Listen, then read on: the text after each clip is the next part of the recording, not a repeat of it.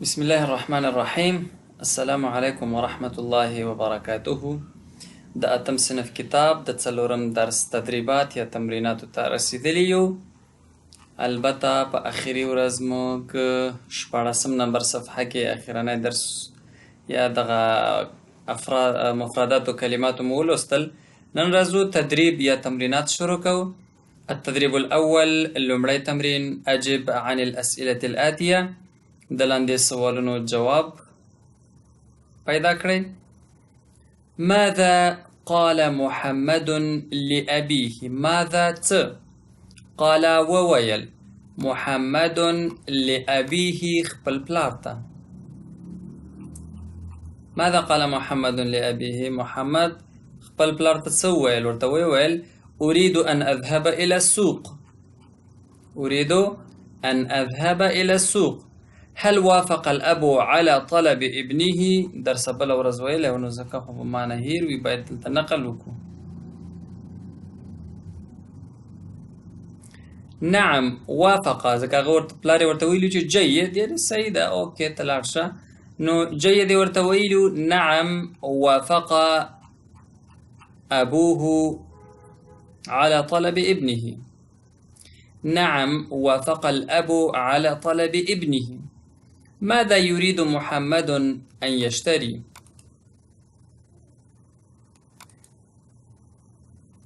يريد محمد أن يشتري بعض الأدوات المدرسية. ماذا يريد غاري محمد أن يشتري چه واخلي چه وپیری؟ یعنی محمد څه غواړي چې واخلي؟ اوس بازار ته ځي، ښار ته ځي، نو هغه غواړي چې د ښوونځي لپاره یو څه مواد درسي مواد واخلي. بما نصح الأب ابنه. بما په څه نصح نصیحت وکړ الأب پلار ابنه خپل زوی.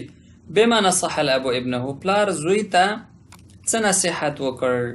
نصیحت یې ورته دا وکړ چې حافظ على سلامتک، خپل ځان یا د صحت خیال وساته، ځکه چې هلته موټر ټکر دی، اشارات المرور دی چې سره او زیړه او شنه نښه ده. ما مهمة اشارات المرور؟ د ترافیکي نښو وظیفه یا دنده څه ده؟ دنده یې ډېره واضحه ده. اللون الأخضر يدل على مرور السيارات. دا ما بله ورځ ترجمه کړي. شین رنګ د موټرو په تګ راتګ باندې دلالت کوي. اللون الأحمر يدل على توقف السيارات. سور رنګ چې دی د موټرو په ودرېدو باندې دلالت کوي. اما اللون الأصفر البرتقالي فإنه يدل على الاستعداد للوقوف أو الحركة. زیړ یا دغه برتقال مالټې ته وایي. مالټایي رنګ چې دی دا حرکات یا ودرېدلو دپاره د آمادګۍ یا د تیارېدو حالت دی. رازو التدريب الثاني رتب الكلمات الآتية لتكون جملا مفيدة. دغه کلمې دي یو دوه درې، د هر لاین کې او سطر کې کلمات دي، البته غیر منظم دي. تاسې منظم کړئ چې منظمه او ګټوره جمله ترې جوړه شي. على سلامتك حافظ. حافظ على سلامتك، خپل سلامتیا وساته، خپل ځان ته پام کوه. دا ټول د دې معنا دي. هي ما إشارات المرور. ما هي إشارات المرور؟ ترافیکي نښې کومه دي یا ترافیکي نښې څه دي؟ هغه مطلب هغه د ترافیکي نښو په هکله پوښتنه ده. حرکه، المرور، السيارات، تنظم، إشارات. که دې کې په یو کلمه باندې تاسې نه پوهېږئ نو پوښتنه هم کولی شئ او پورته درس کله هم چې نه پوهېږئ په دې پورته درس بیا وګورئ، هغې کې دا ټول اصطلاحات ترجمه شوي.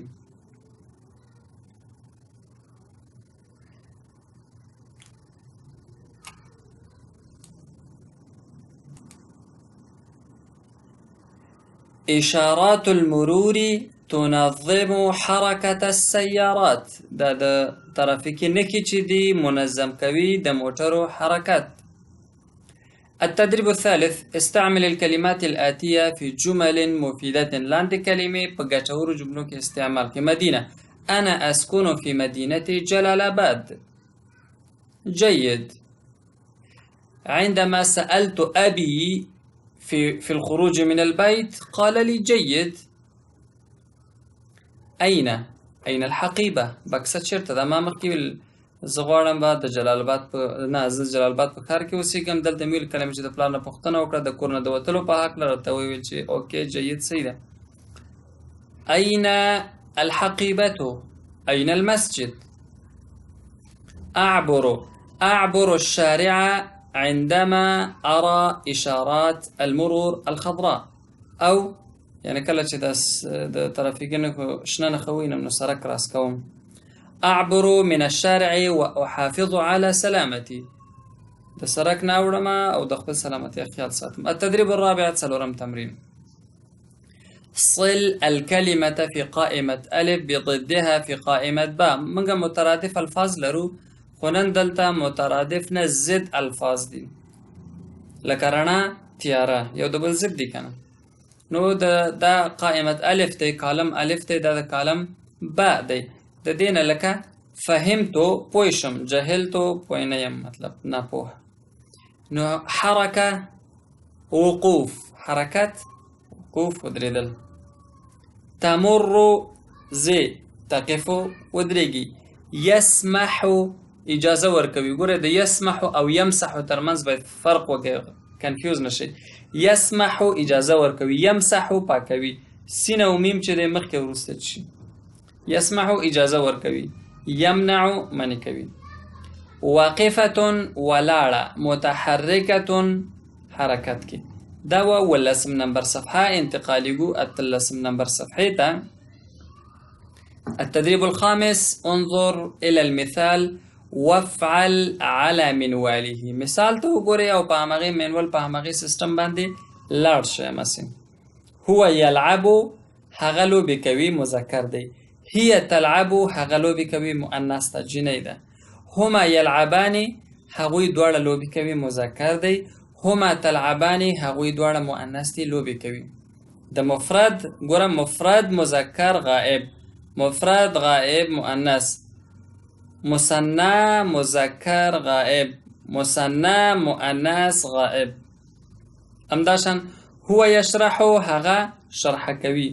هي تشرح چې جنۍ وي که دوه وي او نارینه وي. هما یشرحان که دوه وي او ښځینه وي. هما تشرحان. هو يصنع هغه جوړوي که چیرته جنۍ وي. هي تصنع که دوه نارینه وي. هما يصنعان که چیرته دوه مؤنث وي. هما تصنعان. هو يصعد هغه خیجي که مذکر وي. هي تصعد که مؤنث وي. هما يصعدان هغوی دواړه خیجي که مذکر وي. هما تصعدان هغوی دواړه خیجي که مؤنث وي. هو يحصد هغه حاصلوي لکه یو څوک کرکیله کوي کنه یو څه کوي نو هغه یو څه حاصل لاس دا هغه حصاد دی یو څه حاصل چې لاس ته حاصلوي. هو يحصد که مذکر وي. هي تحصد که مؤنث وي. هما يحصدان که مذکر وي دو دانې وي او که مؤنث وي او دو وي. هما تحصدان. هو يقطع هغه غوڅوي که مذکر وي. هي تقطع هغه غوڅوي. ونه هم کېدی شي ونه چې غوڅوي کنه. هما يقطعان هغوی دواړه غوڅوي که مذکر وي. هما تقطعان هغوی دواړه غوڅوي که مؤنث وي. التدريب السادس شپږم تمرین. اقرأ المثال مثال ولوله ثم استعمل باستعمال الكلمات الموجودة دغه موجوده کلمات في جمل مثلها د همغه پشان په جملو کې. اسلوب الامر دی کنه منګ ویلو فعل در قسمه دی ماضی مضارع امر. نو دا د امر اسلوب کې مثال شد احذر السيارات. احذر تنبیه صيغه ده کنه لکه منګ پښتو کې ځان وساته پام کوا یو چاته پام کوا نو دا چې احذر ځان وساته السيارات. احذر السيارات سیاران او بخي سیارات موټر نه ځان وساته.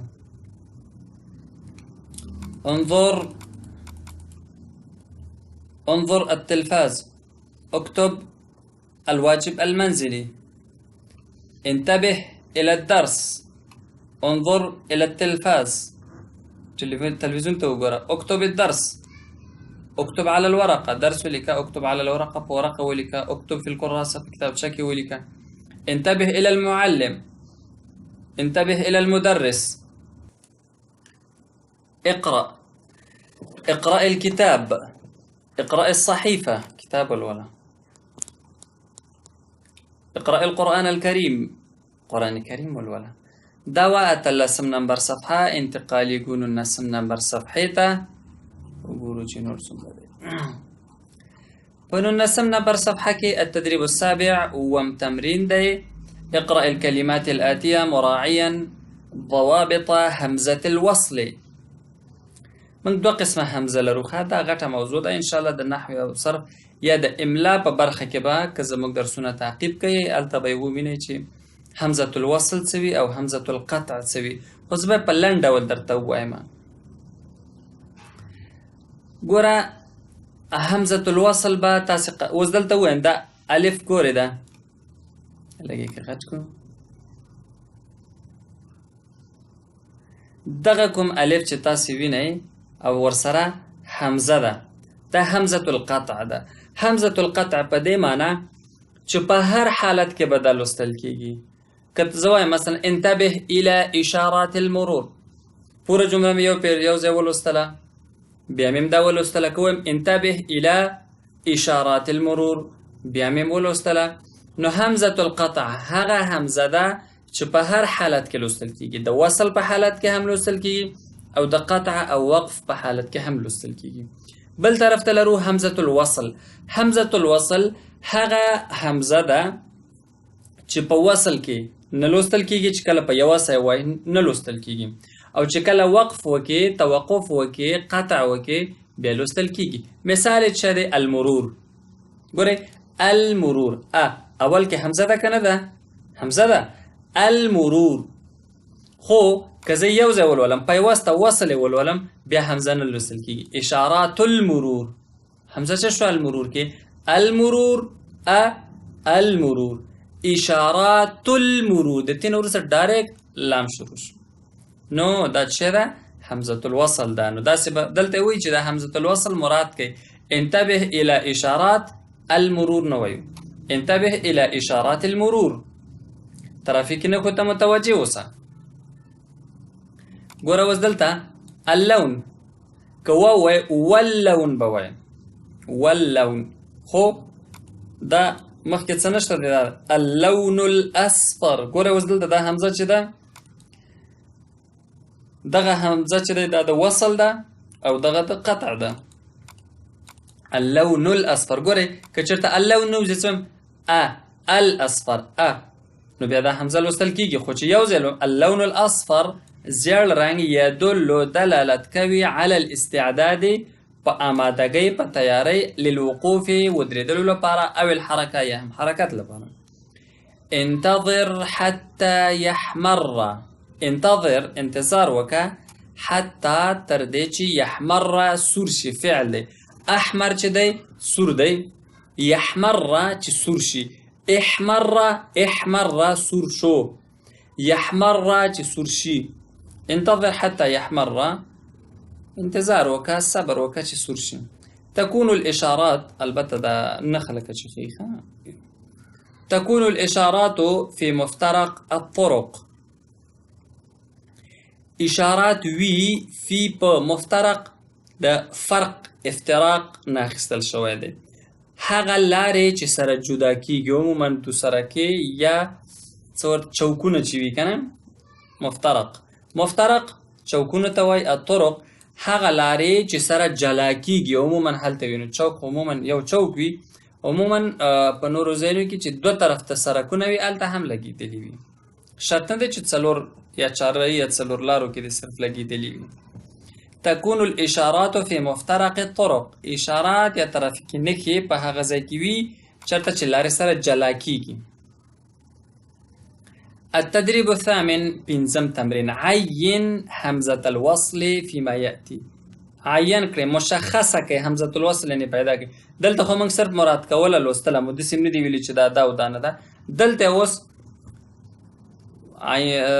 مشخص کوو. مسمک. ګوره که دا ما نه وي زه وایم اسموکه ستا نوم اسموکه ګوره همزه وایم ای لکه وایم اسمي اسموکه خو که ما راشي بیا داسې وایم چې ما اسموکه مسموکه ولې ځکه دغه چې دی دا څه دی دغه الف باندې دا همزة الوصل دا همزة القطع نه ده نو ځکه چې وصل شي بیا نه لوستل کېږي خذ القلم دا همزة الوصل ده واكتب دا هم همزة الوصل ده واكتب نه دی واكتب الدرس نه دی واكتب الدرس نو دا هم همزة الوصل ده تعلم زده کړه وکړه وانتفع او ګټه واخله دا الف څه دی د وصل همزه ده وانتفع وانتفع نه دی وانتفع بما تتعلم او ګټه واخله د هغه څه نه چې زده کوي من استمسك بالحق فاز من استمسك نه دی لکه ایت کرسی کې دی کنه فقد استمسك نه دی فقد استمسك هم ده هشان من استمسك ولی ځکه دا حمزه چې دی دا حمزة الوصل ده بالحق چا چې حق ونیو حق ټینګ فازه کامیاب شو التدریب التاسع لغات ذخیره ده شارع سرک محطه د یو ځای مرکز وایو لکه محطه په انګلیش کې ورته سټیشن وایو کنه لکه محطه السيارات بس ستيشن محطه الوقود پټرول یا اویل سټیشن نه پوهېږم پښتو کې به د سټیشن ته څه وایو مرکز ورته ویلی شو شرطة المرور ترافیک پولیس ترافیکو پولیس سیارة الاجره کرایې ته وایي مزد ته هم وایي لکه پیغمبر علیه السلام په یو حدیث کې فرمایي اعطوا الاجیر اجره قبل ان یجف عرقه مزدور کار ته اجیر د هغه کرایه یا د هغه مزد د هغه د خولو د وچېدو نه مخکې ورکوي نو سیارة الاجره د کرایې موټر طابق منزل الاسعاف عموما سیارة الاسعاف د امبولانس موټر ته وایي نو تقریبا هماغه امبولانس دی عمود ستن معبر هغه ځای چې د تګ راتګ وي عموما ټول سرک باندې خلک نه اوړي په سرک یو خاص ساحه وي سپین سپین کرښې وي په هغې باندې صرف اوړي که نه نورو ځایونو کې خلک نه اوړي همغې ته معبر وایي یا عموما که اوږد سیند وي او په دې سیند د پاسه یو ځای د تګ راتګ وي هغه ته معبر وایي د عبور نه اخیستل شوی متجر د تجارت ځای دوکان ته هم متجر ویلی شو الرصیف فوټپات د سرک وي او د سرک شولډر وي که نه او د دې سرک په خوا کې د پیاده تګ راتګ لپاره یو لګلار وي هغې ته عربي کې څه وایي الرصیف عماره بلډینګ الواجب المنزلي کورنۍ دنده اجب عن الاسئله الاتيه لاندې سوالونو جواب پیدا کړئ ماذا تعملو څه کوي عند د الاشارات الحمراء د سرې اشارې سره څه کوي على ماذا تدل الاشاره الخضراء شنه اشاره په څه باندې دلالت کوي ما الفائده من مراعاه اشارات المرور د ترافیکي نښو یا اشارو د مراعات کولو ګټه څه ده ماذا تعمل عند الاشارات الحمراء اقف کله چې سره اشاره وي څه کوي نو ودرېږه کنه على ماذا تدل الاشاره الخضراء د شنه اشاره یا شنه نښه لایټ چې وي کنه شین لایټ د ترافیکي نښو کې په څه دلالت کوي تدل على الحركه ما الفائده من مراعاه اشارات المرور د ترافیکي نښو د مراعات کولو څه ګټه ده